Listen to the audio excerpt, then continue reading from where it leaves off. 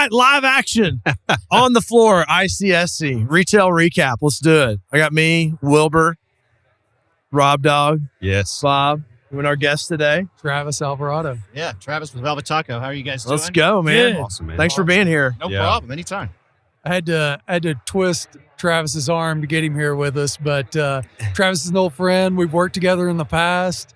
Thought it'd be great. He's got a lot of experience, a lot of insight into what's going on in the market, what they're looking at from kind of a retailer restaurant perspective, and thought it'd be great to have him on. And he's a great storyteller, so not to put too much pressure on him, but he taught Time me to deliver, Travis. I can't tell most of those. He taught me about terminal velocity, and I was like, man, this guy went from the best, like smartest real estate guy I knew to all of a sudden I'm like, this guy just watches a bunch of movies and has great movie quotes. That's 100% all of my intellect, every part of it.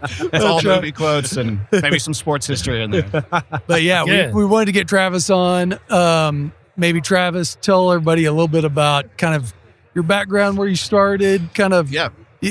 Travis has touched a lot of parts of the industry, and then he can kind of tell us about Velvet Taco, what you guys are looking at, what you're seeing in the market, and kind of what things look like in the world right now. Yeah, awesome. So I started in the real estate industry right out of college. I went to TCU, graduated first year with their real estate with the finance emphasis program. They put me right into the system at Radio Shack with a bunch of other guys like Bob and Jason Keene and Waylon Longino, all these kind of this small fraternity of folks that were all funneled into Radio Shack. And from there, I went to Pier 1 Imports, and then Bob brought me over to Starbucks, trained me there, and I was there for Starbucks about 10 years. And then I went on the private equity side with a Planet Fitness franchise group that owned a chain of Planet Fitnesses, grew them from 16 to 120 units, and then we sold. I was a real estate developer for a few years. I was preferred developer for Starbucks, did about 10 or so of those ground up deals in tertiary markets, kind of put that program together. Good timing? I was good timing until it wasn't. Everything's okay until it's not always. But then, so once the Starbucks stuff kind of slowed down, cap rates went the wrong way, interest rates went the wrong way, costs went the wrong way. I started working for a consulting firm called Retail Resource Group, and they do a lot of lease restructuring.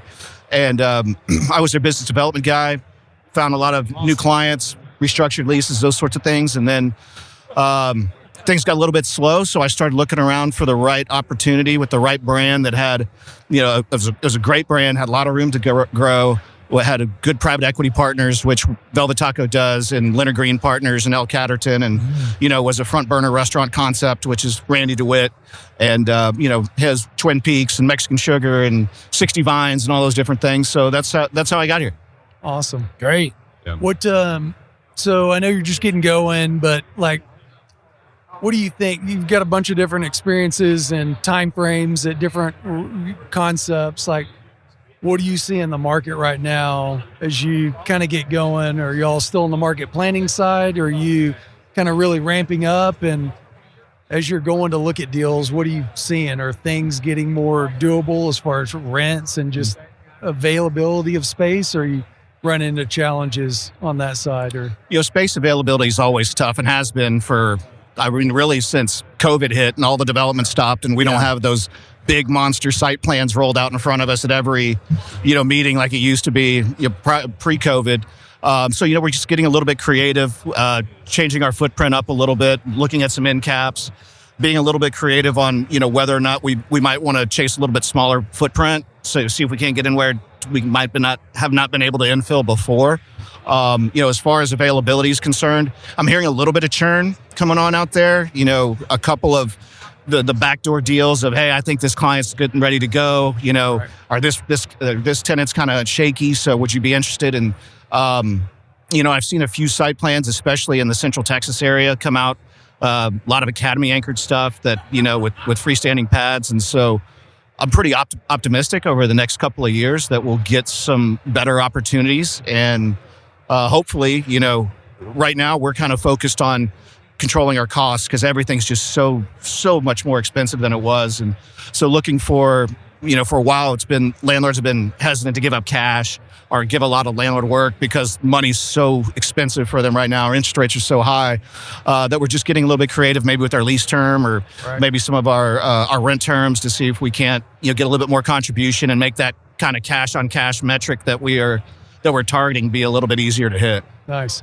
What markets are y'all focused on? Is it, I know obviously Texas, I know you are here and growing, but how much outside of Texas? And then is it all the major markets in Texas, or maybe just talk just a little bit about kind of markets that y'all are focused on right now? Yeah, so mainly we're chasing, because we only have 45 units, we've got a lot of, white space and low-hanging fruit, I feel, out there. And so we've got 45 units on the ground right now. And we have just opened our first location in Arizona and Scottsdale, Phoenix area. So we're looking as that kind of our anchor point for our western states, right? So maybe looking at moving into Colorado, maybe Salt Lake City, maybe Las Vegas, but still the staples of Texas. We have several in Oklahoma. We've got a presence in Atlanta, Nashville, Tennessee. We've just opened up a few in North Carolina. We only have 2 restaurants in Florida. I mean, that's a woefully low number, and so we have lots and lots of white space. So we'll probably concentrate on those and do maybe an emerging market, 1 per year, something like that. Like if it's Denver or if it's Salt Lake City, whatever, just the opportunity's got to present itself. Sure. We got to be able to run it from an operations perspective. And that's also driving a little bit of our real estate strategy, is working with your operations team on staffing. Because if you get into some high-end markets, like staffing on an hourly wage perspective is, labor costs can get way out of hand and really put a wrinkle in your pro forma. So, but that's kind of where we've been active. No California sites at that point. As far west as we're looking right now is Arizona. Arizona. Yeah. It's interesting talking to restaurant operators, especially with California having, a higher hourly wage. Yeah. There's just restaurants that are not going into that market. You got to do such Panera big Bread, right? volumes. They got the pass, right? Yeah. Well, them at Cane's, man, they're blowing and going. Yeah, they can't do Chick-fil-A, anything wrong. Really? Oh, Yeah. they're crushing it. But in California, they're killing it. it's interesting. You go look at some of the numbers those guys are doing out there, and the numbers are astronomical. They're like sit-down restaurant numbers. And you talk to them, and they're like, hey, we've got multiple deliveries a day to keep up with the volume that they're doing out of those sites. And so there's concepts that are doing really well, but I think that's the key. You can't have a low volume concept out there with just the wages that they've got to pay, because the minimum wage out there is so high. And you'll have maybe some lower tier QSR restaurants that they're either pulling out or shutting down, which may be some of the backfill spaces that Travis is talking about, because that labor model doesn't work. So that's interesting. So you mentioned like construction pricing earlier and things like that. I mean, like in the last 10 days, a lot of our construction labor force has been sit south. Yeah. I mean, like, No, I mean, it's a real thing, right? Like, I mean, you're going to see that. And then like, is that going to cause delays on construction? Yeah. So has anyone like really thought about that yet? Like, well, and then you talk about the tariffs from Canada, potentially. Well, 70% of our lumber comes from Canada. Canada. Yeah. And the So how tariffs does that on affect China. costs? And, Right. yeah. So, And the metals, the rare metals they have, and Totally. the on into air conditioning and all those different things. Yeah, it's going to be interesting. See what a happens. lot of it's just negotiation tactic. yeah, I think that's right. And I know some of it is, but Yeah. we can't afford for things to keep going up. I know they're trying to do things to get it down, but if it goes the other way, it's going to be difficult. So, Travis, you're covering the entire country, right? Let's call it the Sun Belt states, but essentially, right? And what do you see? A lot of this is based on Texas and Dallas in particular. What separates Dallas from the other markets, whether it's accelerated growth, whether it's anchor activity, grocer activity? Like, what do you see here that you're not seeing in other parts of the country? We have a lot of existing retail development in Dallas and Houston and Austin. And the thing I love is we have so much geography that we have different nodes of CBDs, right? So you have like a Galleria trade area in Houston. You'll have, city center, and you'll have the energy district. So it helps us spread out our footprint a little bit better and be a little bit more mindful about how we market. Whereas like you go to like an Austin, right, where it's super linear and everything, there's not a lot of east-west. And so getting your spacing mix a little bit more challenging. But as far as like, I just went to Chicago and we found a lot of new pipeline down there, but it's so different than what we have in Texas. It's, urban core, like with buildings that have been there forever that are made of God knows what, that still don't have sprinklers in them, and they're really union labor and all of those different things that layer onto those costs we keep talking about that are expensive. But I think the biggest improvement that I've seen since COVID has been in the supply chain, right? Like you can get a hold of HVACs. Sure, they might be more expensive, but they're not delaying projects as much as they had in the past. But that's kind of nationwide, not just specific to Texas or Illinois. But when we were in Chicago, we had, it was interesting to see how many like Kava's done a great job of rolling out, like just how quickly they've grown, and they've been able to find space through that, being a little bit creative. Is it end cap? Is it drive through? And so I've been pretty impressed with what they've been able to do across the country in every market we're not even in yet. So sounds like you're doing this, and you touched on it with like Kava, and I think that's helped a lot of these concepts where they can, there's so many that have a prototype and they got to stick to it. And if they can't build their prototype, they don't do it. Mm-hmm. Sounds like Velvet Taco's being flexible in that Absolutely. You can do freestanding, you can do end cap, you can do urban, you can do a suburban location so long as it makes sense. And so you can adjust kind of footprint or type of real estate for that trade area or use. Well, it's one of the beauties of having a company that's pretty small and still nimble, and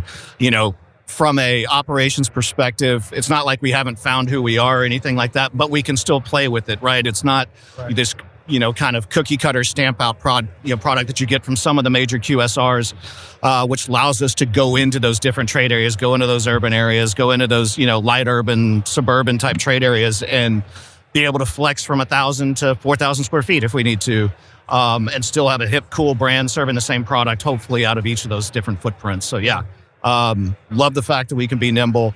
And so I'm just making sure that I'm getting the word out there appropriately to the landlords and almost like selling our product to them and teaching about who we are so that we can, get a whole bunch more information. They know more about us. And, we just started our first kind of regional marketing campaign ever.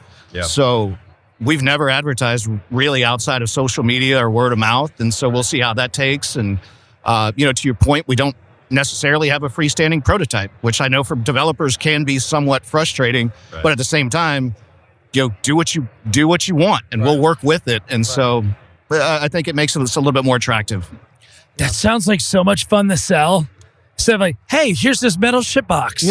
Would you like this? What we do most days is like, we're going to do all these crazy things in here. I get excited hearing about stories. Here's a rollout strategy. Yeah. We need to be in Denver, Salt Lake City, Reno, and just you go out there and you champion that message. This is what we're about. Right. And it's interesting to hear, we don't have this is the box. We need to do this box, some modifications per zoning or just demographic, demographic preferences, but no, we can kind of do whatever you want. That's, I don't know, for what we optionality. do. Yeah, it's optionality. The optionality, right? That sounds like, I've worked for the corporate brands, right? Like Starbucks, and it was prototype only. And then you worked for a franchisee of a master franchisor like Planet Fitness. There's only so much you can play with. They're telling you what colors you can pick, where you can lay them out, and this is just like you can be creative at the same time. Everything's got to return at the end of the day. So, when we're rolling out from a nationwide perspective, I'm doing something I've never done before, which is using a master broker out of Connecticut origin. Her name's Jessica Curtis, and she works with a guy named Joe Succotti, who's actually located in San Antonio. And all of the sites that we get submitted would just run together. They've been really, really instrumental. And it was something that I never had to be a part of because I was in Texas mostly. You know? But for an emerging brand, I think it makes some sense, when you're looking at that many states at once. Yeah. How has the brand been received outside of Texas? It's been great.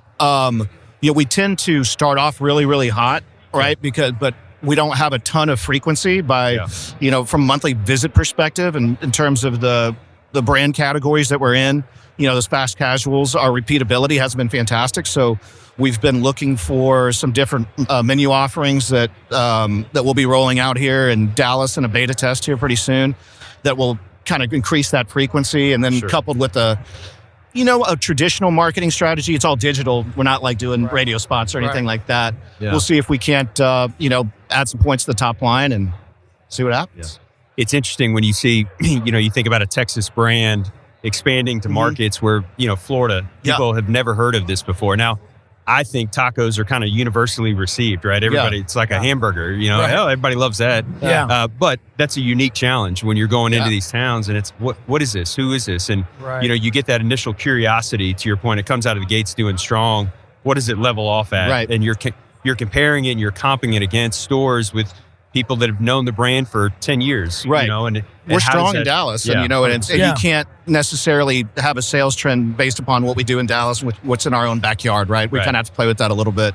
Yeah. But for the most part, I think some people are surprised when they come into a Velvet Taco because it's not traditional tacos. I mean, it's great food put in a tortilla is kind of the way I describe it, simply put. Yeah. And so, they got to get used to it. And like I said, we could probably do a few things different to help them come back through our restaurants more times than one. Yeah. So I love it. When y'all look at like a new market and, say you're going to Florida where you're not really have a presence and you pick a pretty big MSA there, Orlando or Tampa, whatever.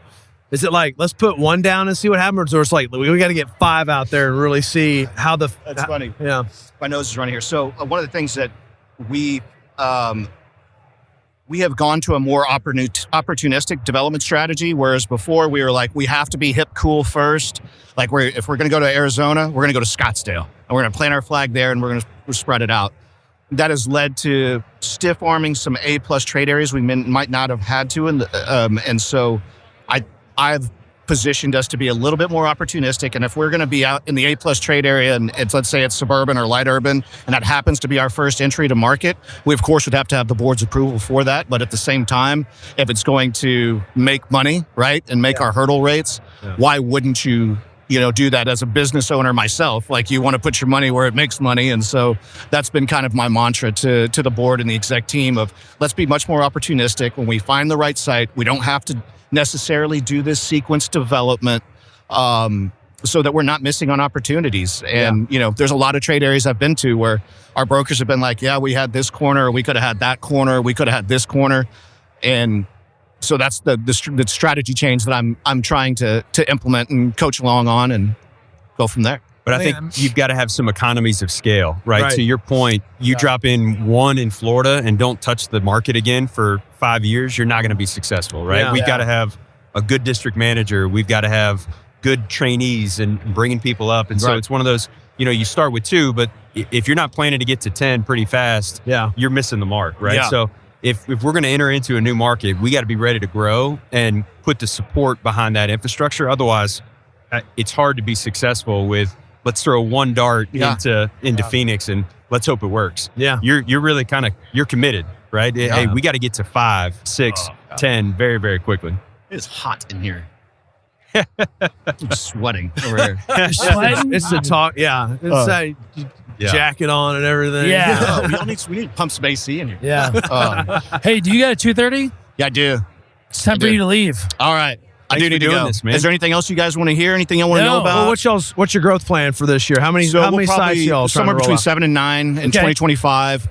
We'll probably do somewhere between 10 and 13 in 2026. 2027, we're going to try to get to 20. Yeah. And we would like to put 100 units on the ground by 2028. Okay. So if not more, I keep telling them, I'm just like, I'm not a deal junkie, but I'm a deal guy. And when I go into these markets, it's just, you've rolled out concepts in new markets before. It's just like, where do you start? And there's so many opportunities. And so it's super exciting. It's something I've never done, where I've got a kind of emerging brand concept and go out and make master, trade area plans. And it's fun. It's fun. It's a great concept. Let's go get your tacos. Yeah. Go get your margarita. Hey, so real quick before you leave, so we're at ICSC, right? This is a big show. I think, outside of Vegas and New York, I think this is the 3rd largest in terms of attendance. we'd be remiss if we didn't ask, like, what does ICSC kind of mean for you, the brand? Yeah. What does this opportunity look like over the next 2 days? How important is this to what you do? You know, it's I love these regional ICSCs because you can focus on folks that you may not meet with every single day in your backyard market, right? Sure. But then you're starting to notice like folks from Oklahoma and Arizona starting to trickle in here because there's so many hot brands that have grown so strong in Texas. And so ICSC to me is an amazing opportunity to network. It's an amazing time to be able to put a face to the name. You're going to, you know, you've got your running crowd you go have drinks with, whatever. But as long as you set your meetings on a every 30 minute schedule, you can cover so much ground. Oh yeah. And I think they're much more meaningful. So, you know, I've been doing this probably my 20-something year at ICSC. And I was telling Bob, it's hard to walk down the hall because you end up knowing so many people because you know them professionally, personally, and it's just a great place to put the brand out there, especially for people that don't know us that well. Give a good education, go to the retailer roundup in the back and field some calls or some stop-ins. And I really enjoy coming to ICSC, hanging out with you guys. Yeah. Bob's all right. We appreciate you doing this. Travis is thank super you. busy, and so Yeah. really appreciate it. Yeah, if we do a non-professional one, I'm also a pretty good time. We talk football. And, let's do it. Yeah, let's do I it. love it. Well, if you've got a site you want to show Travis, go ahead and reach out to him and put him in a space. Thanks for the plug. See you guys. Thanks, man. Yeah, we're very welcome. Very welcome. Well, Thanks, man. Nice to meet you. Great meeting you. Yeah. Nice good to meeting see you. No, of Lay out that course. coffee. Yep. Who's next? This is like the ticket at the Super Bowl, right? That's right. She just grabs somebody right off the Just street. grab someone right off the street. Here you go. I told somebody like, you know, Super Bowl would be like Vegas for ICSC. Sure. But Yeah. This is like Conference championship. You know, one of the NFC championship definitely- games? This is 100%. one of the conference championships Yeah. for sure. Yeah. It's probably like Rob said, New York and then Texas. Yeah. And I think Travis touched on it. There's so many. I feel like this is, you know, it used to be just Texas only, and there's so many more people across the country and the region that come to this. Yeah. It draws, you know, people from California, New York. You know, I met a guy that I know from Denver that was here. I'm like, what are you doing? So it's really become a Well, do you much think bigger show. part of that is Dallas is such a destination now as well? Absolutely. I think, you know, when you look at new brands and concepts, I feel like a lot of times they start East Coast or West Coast. Yeah. But Dallas is such a launching point for a lot of those brands. We're talking about how new brands typically start East or West Coast, but Not Dallas anymore. is such a big, you know, jumping off point for a lot of those that started in LA or New York, and they're trying to bring a new restaurant or retail concept here. And Heck, then even in go to Europe, other markets. you know, it used to be concepts from Europe or Asia immediately came to the coast, right? You either went to New York or LA first, and then you worked your way over. Well, we're seeing groups that are coming direct to Dallas now, and that was something that didn't happen in the past. And it's, you know, obviously the population increases, the cost of living, you know, everything that's going on here. It's a great story to tell, and I think that only gets stronger in the future. Yeah. And this is, you know, for us, we probably get arguably as much done here as we do in Las Vegas. And Vegas is nonstop for really 2 days, whereas this is full focus for really a day, and then we go till tomorrow at noon. But tomorrow's a little sleepier for sure. It's probably 20% of what it is today, but it's great. I mean, we're every half hour. I had a couple times we were triple booked today, and you're trying to juggle and move people around and, you know, whatever. I mean, you just got up out of your chair to track somebody down. I mean, I'm actually trying to keep my eyes down because if I look same. up, I'm you'll see toast. someone you know. No. I've been eye locking with like 6 or 7 people that walk by, like, what are you doing right now? I'm like, no, you know. So it's on air. Well, you know, so like last year was our first ICSC show. We had no agenda. We were just like, let's just go see this. Yeah. And this year, I mean, we've had meetings like, pretty consistently throughout it. And, but even last year, we were walking around and we were bumping into people. The day was full because there's just so much. There's so many people here. Well, what's funny is we bumped into people today, and they're like, "Well, what are you doing here?" I'm like, "Well, what are you doing here? Like, neither one of us belong here, right?" Taylor Meacham from you're a closet retail guy. You are a closet I just like to retail watch guy. from afar. I'm like, "Here, go do it." Got it, man. The Stanridge guys, I saw them last night. They're like, you are to retail like we are to industrial. You kind of dabble in it here and there. You come out, but that's a good deal. You grab it, and then you go back out. I'm like, yeah, that's a good way here. Closet retail guys. So it's efficient. That's for sure. Well, that's our attraction to the efficient of it. And we've had this internal talking about like they're Class B industrial or our home base is becoming efficient. Right. Well, once it becomes efficient, like sucks all the our fun business plan's going to totally change. Right. So for us, this is like doing what we do on the credit and fund side now. It's like, I think we got scalability. I mean, the scalability and the efficiency of this is, it's crazy to me. Like it's like when I try to explain this to our investors, I'm like, you should see that. Like we were redoing our deck the other day, and I said, get the ICSC floor plan. I just want to show it to somebody and be like, this is what I'm talking about. Yeah. What's cool too is like, we saw like 8 dudes at a table. They were totally making a deal. Oh yeah. There's a bigger table than this. All these guys, the gray hairs, the young men, everybody in between, and they were hammering out something. Oh yeah. And it was the whole group is there. Yeah. I mean, I saw you with Tracy from Holt Lunsford. Yeah.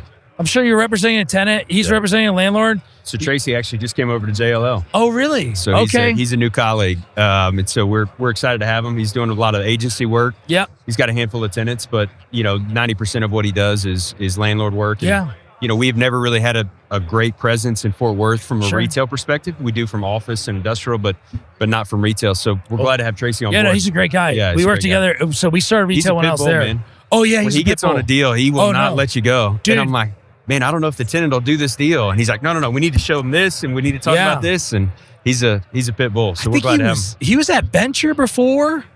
I forget, but wherever he kind of came from to us was one of those groups that's like your pit bull mentality. Totally. And he is a total pit. He started in a restaurant.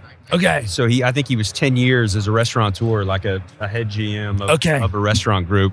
And I think that is probably part of it. Is managing a team like that and daily operations and everything else. You got to be on top of it, or it's all going to fall apart. And I think it was a very high end restaurant. So trying to keep that going, that probably lends itself well to what we do. Herding cats. It's kind of like you though. When you were running Mercer Metals and you were able to go out and talk to tenants and landlords, but hey, I run one of these types of businesses that occupies the space, or I'm going to move you. I know how this works. Yeah. Let me help you. Like that helps. What a skill set for him to have. 100%. For sure. Yeah. I think you guys touched on it. Like this thing's so efficient, and then kind of the other thing you're touching on is like, to your point, if you can go talk to different people, whether it's a tenant, a developer, or broker, whatever. And like Travis has a good background where he'd like been tenant side, he'd been on the development side. He's back, he's been with private equity. He's back with a tenant. You can just talk deals and what the other side has been through, which I think what makes him a good deal guy. Like just you want to get deals done. And that's what's so great about this conference.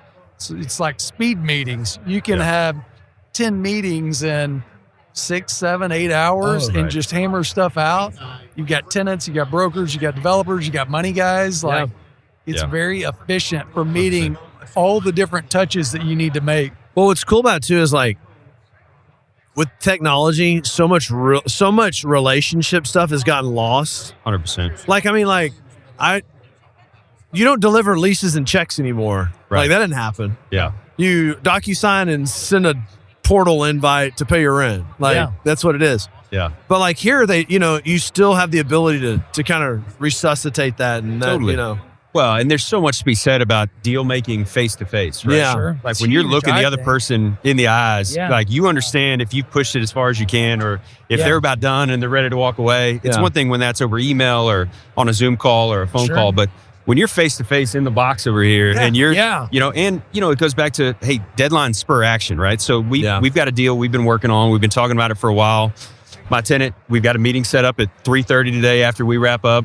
I got the LOI from the tenant last night. It's like, perfect, right? Something we've been working on for weeks. She knew the meeting was coming. Let's get paper in their hand. All right, we did that. We delivered it last night. We'll talk about it at 3:30. And not that we will solve the deal today, but we're going to make way more traction in the next 24-hour time period than we would have over, 2 months of trading things back and forth and having, theory conversations. This is real. It's on paper. Can we make this deal work or not? Yeah. That's probably my favorite thing about these is the face-to-face. Getting in front of people, it makes such a big difference. And I think that's getting lost a little bit or got lost a little bit after COVID. And then people are just like, hey, let's do a Zoom. Let's just email back and forth. It's like you can compress that timeline if you just sit down and do this. Yeah. And like, let's hammer this out. Like that should be everybody's goal. And that's what I love about this conference is that you can do that.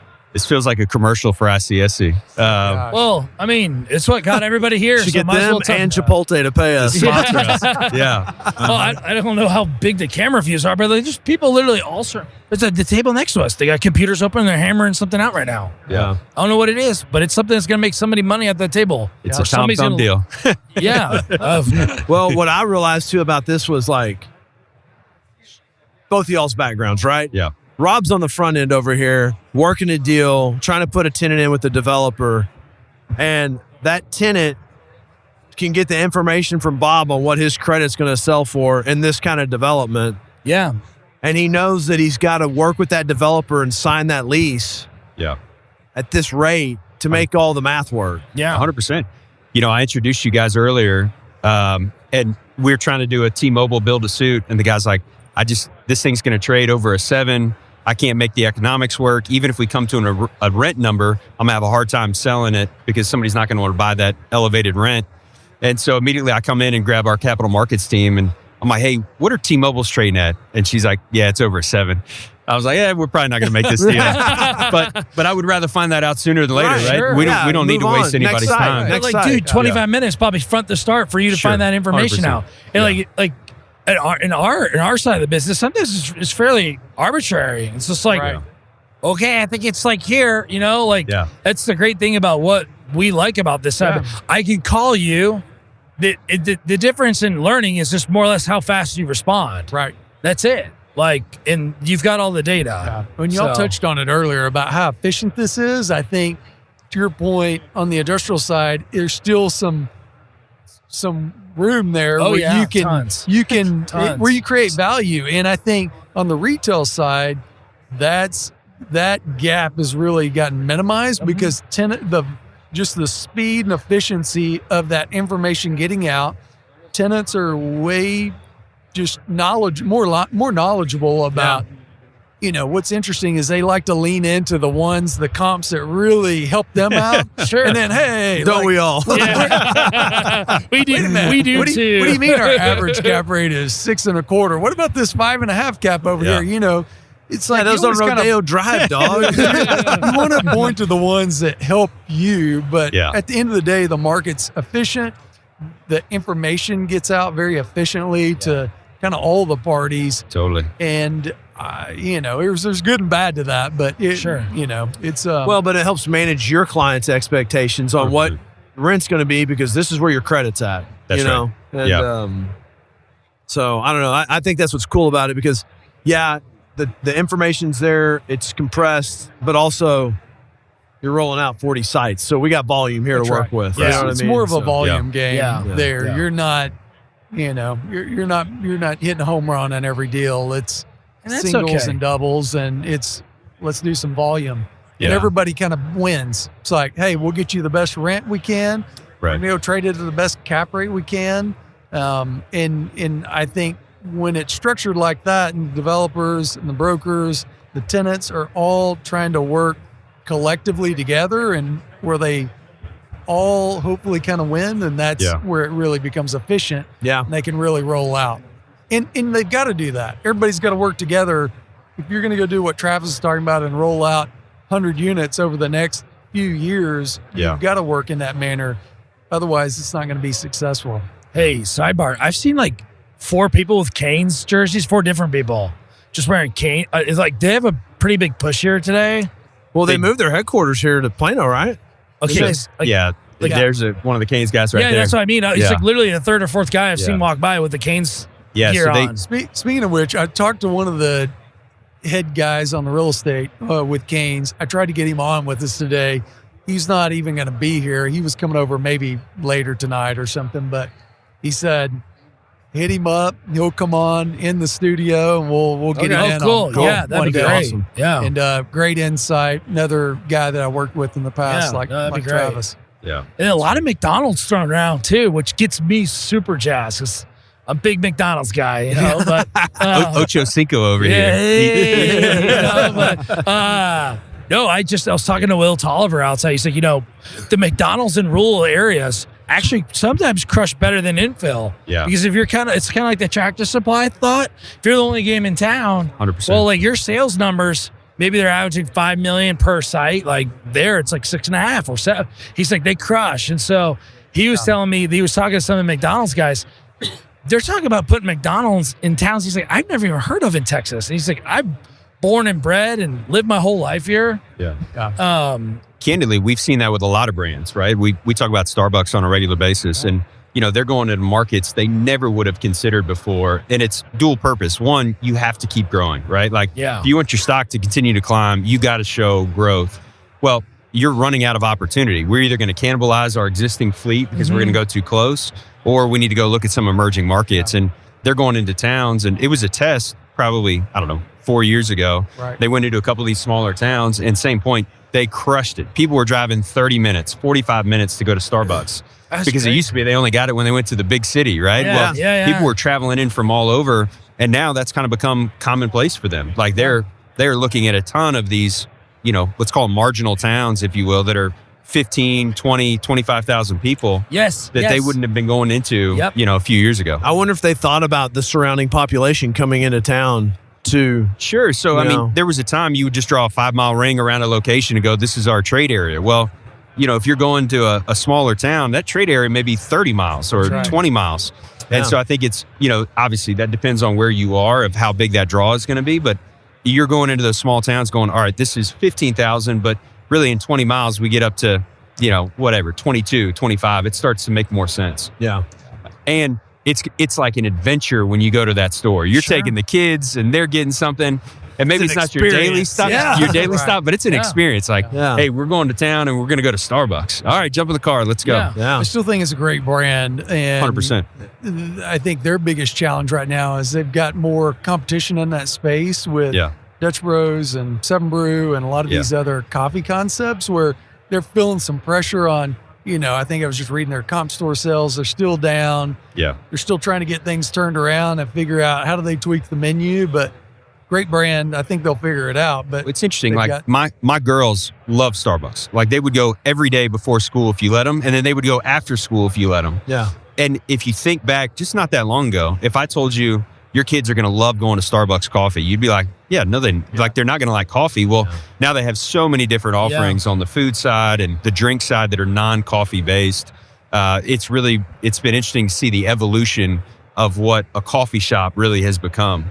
And it's everything from dad wanting a black coffee, mom wants a latte, and the kids want a strawberry refresher with 2 cake pops and a breakfast sandwich, My 3-year-old loves them cake pops. It loves the cake pops. We've got one right on the corner, Ferndale on Northwest Highway. Yeah. And we have to go to Northwest Highway. A cake pop, Mom? Cake pop? And you're like, dude, stop. Like, go. Yeah. It's weird. You got to bribe him with that. Oh, look at this guy. We live? You're in. We're Come on. live. You want to sit down? Sit down, Matt. Let's go. Come on, sir. Come on, Devin. We know you're crawling. What's the dollar back requirement there. to be sitting at a table with Rob Franks at ICSC? It's $3,000. I mean, we have a full evolution of deal cycle here. All we need what is we're talking about. a few consultants, and we're good to go. Yes. I love it, man. So we were just talking. Go ahead. Yeah, welcome, Matt Peterson. Yeah, you're on. Devin. That's your I don't camera. have- right I'm there. giving this You wanna about go- 30 more step seconds. in? No, you're in, dude. You're not leaving now. You're in. You're locked in. You are live. You got to do a little intro too. Like, Come on. you are. Tell us who about are yourself. you? What do you do? Oh, I'm not doing all that. I got to go eat. Maybe later. boys. No, sit down. You're in. It's too late now. You're already on camera. We just closed. No, so Live in. action, baby. do you want to do it or do you want me to do it? Do what? Do Your his intro. I want you Come to on. try and do my intro. Give him a proper So takeoff. Matt Peterson runs Estacado Interest. They're a preferred developer for Murphy's Express and a couple of other tenants across the country. I actually used to do Matt's insurance and Devin's insurance when I was at Holt Lunsford, and now he's a customer of ours on our credit platform. We've done how many deals together? 3, 4? We're on our fourth right Fourth? now. Yeah, I kicked off your pref equity program, You did? actually. Yeah. But You were the first. You can I say was that. the first. You're Oh, the first. I popped the cherry. Come on. Yeah. I love it. You know, took the yeah, chance, guinea and so did we. Yes. I paid off the first.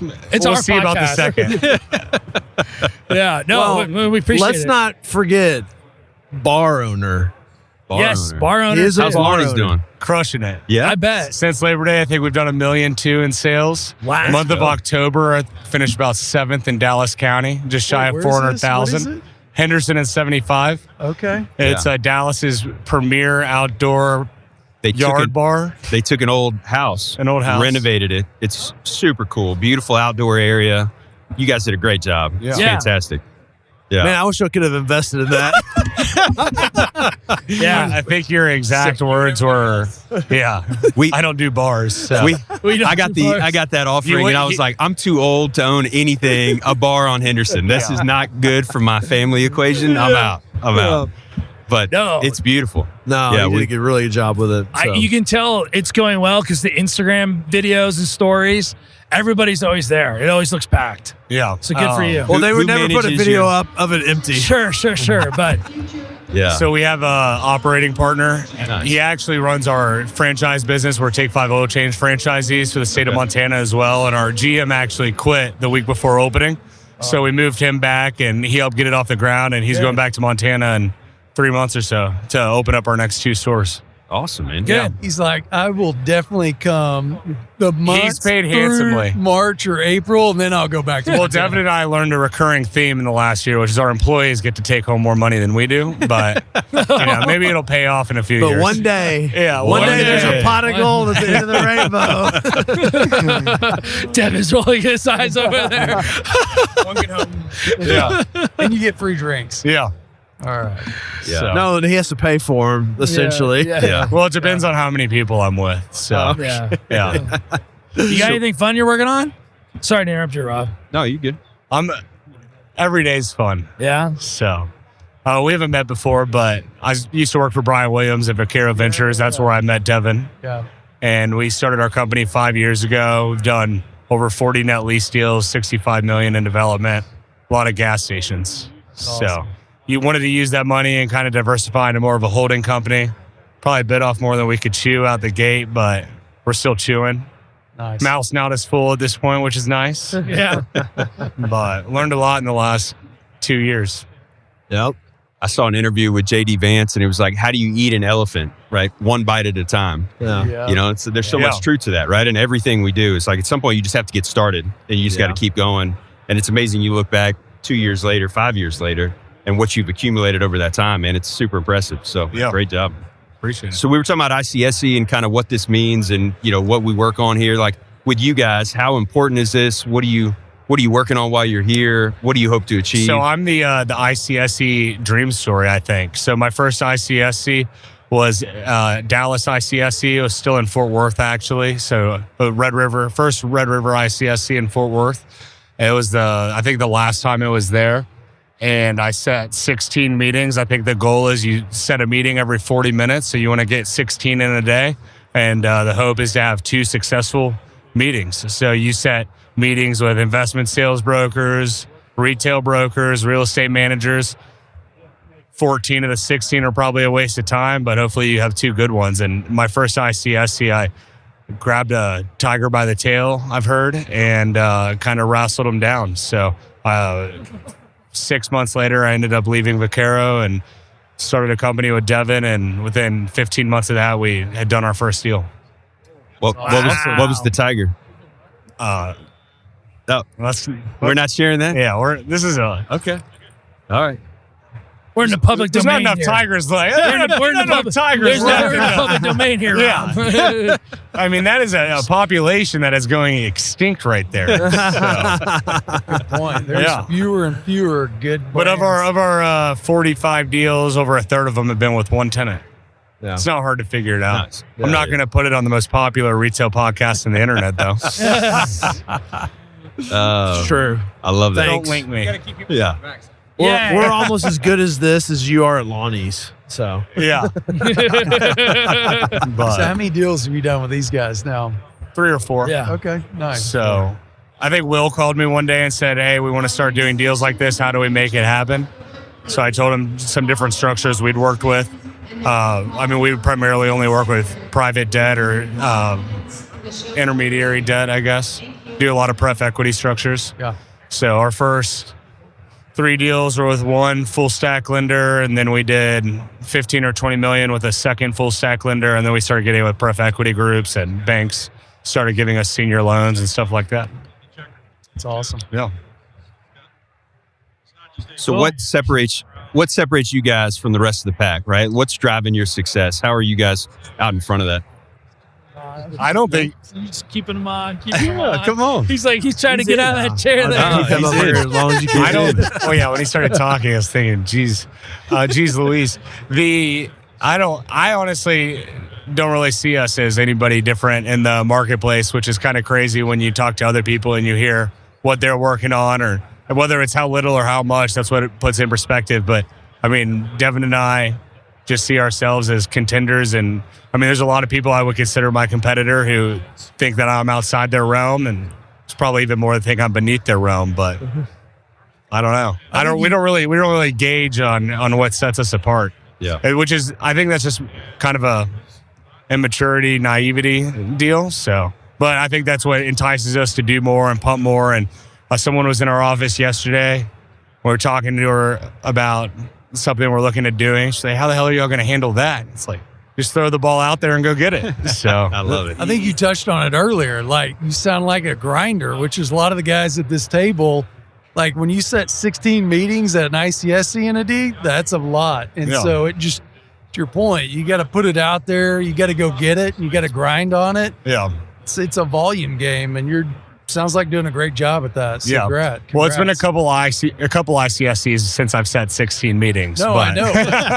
No, that's how you get it going. But that's how you get it That's going, right. yeah. So before I got my first job in real estate, I met 120 people over breakfast, coffee, lunch. Couldn't get a job to save my life. Started as a land broker. Then Brian Williams hired me, and the rest is kind of wild man. Yeah, fantasy. I never thought I wouldn't work for Brian. I thought I respect him. I think he's the man. Yeah. He's like I think he's one of the best salesmen I've ever interacted with. I mean, I interacted with him when I was at Tiller. He's just high octane, 24/7, 365. High octane. He's not afraid to talk to anybody, and he can pull some information. Oh yeah, he's great at it. Yeah. Master of many secrets. That guy. Matt, you'll kind of just try anything once, won't you? I like to try twice. Third time's where I could probably draw the line. All right, see you fellas later. See ya. All right, appreciate you doing that, Good to man. see ya. Thank you. That was great. See you, man. That's fantastic. That's funny. That's He what thought he was showed teasing us. around. He's like, wait a second. Well, we were texting, and I sent him a selfie of us. He's like, "This is unbelievable." And I didn't think he was here today. Yeah. So Yeah, I thought this was beneath him now. He's too cool for school. He's done all those net lease pad site developments. Yeah, he's dude, 40? He's a bar How many? owner. He's a bar owner. That's a good run. Yeah. That's a lot of reps. Yeah. He texts me the most random things at night, almost every night. He should have plugged his NAOP deal.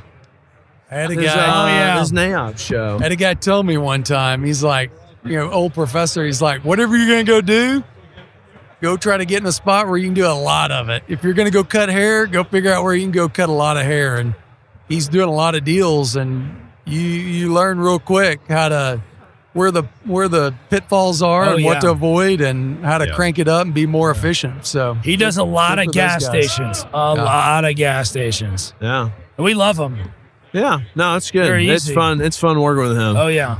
It's every day, every deal. There's some nuance in there, some complexity, like not complexity, but like the flavor profile changes a little bit. And you're like, oh man, like that's different this time. So well, we're always landing the plane like this. yeah. Like the last one, But we it did, always lands. Yeah, So yeah. it's like, Last one we did was much bigger. Some complexities with TxDOT, DOT, all these nuances, and it was like right at the last minute. He was like, "Okay, we're landing." Boom, yeah. smooth. Yeah. Well, biggest thing with those C-store or the gas station deals is usually the environmental. Yeah. And we talked about the environmental in the past, but that's the big thing to watch. You want that no further action. You know, you need something, then you can sell it. Yeah. Oh, we just ran into that on a deal. We just blew 15 grand on a phase 2. We're like, hey, your building's dirty. We'll still buy it if you like escrow some money. He goes, I'll just give you 100 grand off. You fix it. And I was like, no. That's not how that works. Not how this works. So, but no, it's this has been this is so fascinating to me. Like, you'd never see anything like this in industrial. No. How many meetings do you have today, Rob? Today was about 20, I think. My God. Oh, so he's weak sauce. No. I don't say that to Trump. It's just I had 3 that were triple stacked, where I had to get it started, and I said, I'm so sorry, I'll be right back. And then I went to another one and got that going, and then I was like, all right, hang on one second, and then I'd have, hey, we only have 15 minutes because I got a Matt, I got I hope you listen to this. And man, Matt's gonna be like, damn it, Rob Franks. It was today started at my first meeting was at 8, and then we go until 5:30 today, and it's nonstop. In fact, it was hard to break out this time. Sure. I was like, no, like I'm committed. We're not doing it. Like we're gonna make sure that's blocked because I think what's great about this, to the point we were talking about earlier, is that I probably had only 8 meetings scheduled, but I bet I've had at least that many impromptu meetings because of walking through and bumping into guys you haven't seen in a while. That's what happened to you and me. That's right. You're like, Will, I'm like, I'm starving. Where's the food? He's like, the girls are coming right now with Chick-fil-A. We had to spend a couple minutes together, and then I was like, hey, I'll see you later. But you do that here. I haven't eaten today. Really? I've had water since you're stronger than me. I did have a cup of coffee, but that's been about the extent of it. But it's just a little bitch if I don't eat. Y'all got meetings tonight? Y'all got dinners and stuff tonight? Yeah. So I was just going to say to add on to that, it's the interactions are so vitally important, right? Like last night we were at Vaquero's happy hour that they put on at Chelsea Corner. We left there and went and had dinner at Mr. Charles. And just the people that you meet and the interactions, and even guys that are in Dallas, right? They're 10 minutes from my office, but we're running on different schedules, and I don't see them that much. And you see them last night, and we get to catch up for 20 minutes and talk about, hey, what are you working on? How can we work together? What's happening? Like that stuff is just as valuable as the meetings we're having today. And then so tonight it's there's 4 cocktail parties that are on my calendar. One of them's ours. Well, I got to go to ours, and then maybe I can go to a different one. And then we've got a dinner at Javier's tonight, and it's like, but that stuff is so valuable to what we do, and you just never know what comes out of that, or the relationship and how that evolves. And I had a client with me last night, getting to introduce him to other retailers, that guys that he didn't know.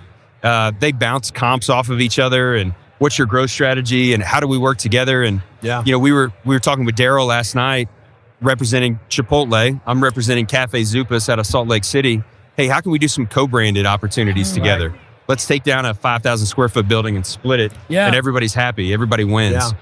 So, I mean, those are the kind of things that happen at 6 o'clock at night sometimes, and that conversation leads to deals in the future. Yeah. Great point, where it's like, hey, collectively you can do something, but just on your own, you can't. And having all those connections where you can pull those in 100%. is huge. So, that's what this does. I heard someone say that if every deal that was discussed at ICSC got done, land would be $200 a foot. Probably. Yes. Yes. It's funny. Yeah. No. So let me ask. So, what about ICSC whenever it was like 2009? It was real quiet. It was real quiet. I mean, to put it in perspective, like Vegas used to be 50, like in the heyday. So let's call it 2005, 2006. There were 50,000 attendees at Las Vegas ICSC. Okay. 07, 08 hits. It dropped to like 9,000, 10,000 attendees.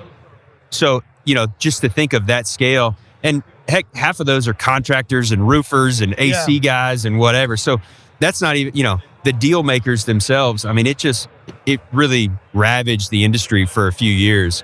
And this show would have been, I don't know, maybe 50% of what it is. Not today. in this venue. Yeah, right. Yeah, we just met at Chelsea Corner and had a beer and talked about it. That happened in COVID too, where 100%. Everything got shut down, and then people gradually started coming back. But I think there's still some people that are like, you know what? Yeah, I'm not going to come back, but I think it's too valuable. It's like, we have to be here. Right. I think there's too many benefits, like we've talked about, just meeting face to face and finding out about what people are working on. How can you work on stuff together?